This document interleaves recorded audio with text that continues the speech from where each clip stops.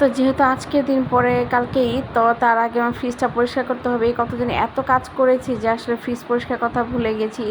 একেই তো স্কুল, তারপর বাচ্চাদের নিয়ে দৌড়াদৌড়ি, সব কিছু মিলিয়ে আমি একটা জগা খিচুড়িতে পড়ে গেছি। এখানে অনেকগুলো গাজর ছিল, আমি কুচি করে রেখেছিলাম বাচ্চাদের চিকেন মানে রাইস রান্না করে দিতে হয়, তখন আমার এই গাজরটা লাগে।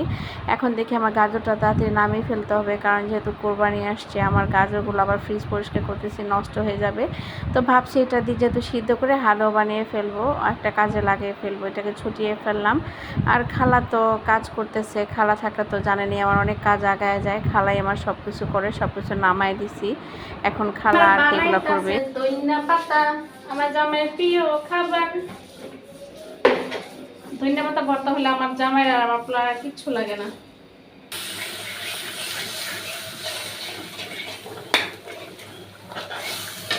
যে রোদ বাবা, প্রচুর গরম লাগতেছে।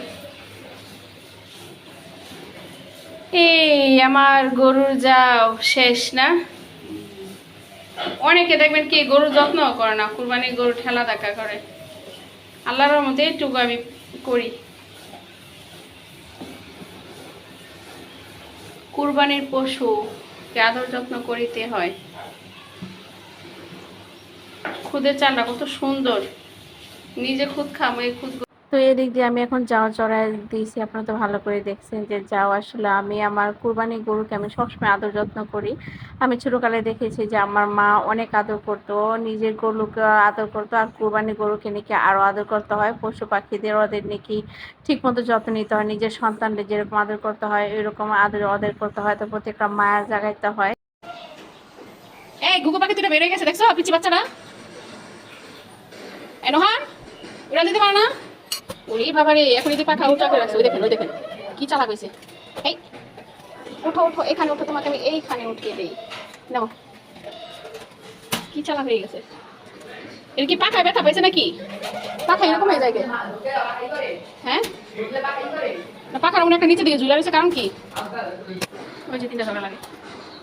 ওভারঅল সবকিছু নিয়ে আজকে অনেক কাজ আছে। এই দেখেন ফ্রিজের অবস্থা কি করছে, তার মধ্যে আমার ছোট ছেলে পানি খাবে, তার ঠান্ডা পানি লাগবে। ফ্রিজ কেন অন করলাম, তার এখন মাথা গরম হয়ে গেছে, তাই সে এখন ঠান্ডা পানি খায়। তো এই তো সবকিছু খুলে ফেলছে, আর খালা এগুলো এখন ধুয়ে ধুয়ে নিয়ে পরিষ্কার করে দিলাম। খালা করতেছে, আর আমি দেখতেছি কোথাও কোথাও ধোয়া হয়েছে কিনা। আর এদিক দিয়ে আমাদের এখানে ফকিরও চলে আসছে, বলছে দা বটিগুলো ধার দিতে হবে, ছুরি যা আছে সব বের করে দিন। মানে সবকিছু নিয়ে আজকে কাজে এলোমেলো হয়ে গেছে। তারপর ফকির মামাকে দিয়ে এখন এগুলা করাইতেছি, সেই ঘরে এসে আজকে এগুলো সব ধার দিয়ে নিচ্ছে, যে কালকে যেন আর কোনো কষ্ট না হয়। তার জন্য পরের যে কাজগুলো সে আগে থেকে কাজগুলো আমাদের করিয়ে দেয়। সবসময় সে আগের দিনে সে দা বটি যা আসে চাপাটি সবকিছু সে গোছায় রাখে, কারণ যেহেতু ঈদ আমাদের এগুলো করতে হয়। আর খালাও এদিক দিয়ে এখন সবকিছু গোছাইতেছে, যে আমি মাল মশলা বের করছি এখান থেকে, এগুলো সব গোছাইতে। তো খালা আজকে আমার অনেক কাজ করে দিবে। তো আজকের মতো এখানে আমাদের জোয়া রাখবেন।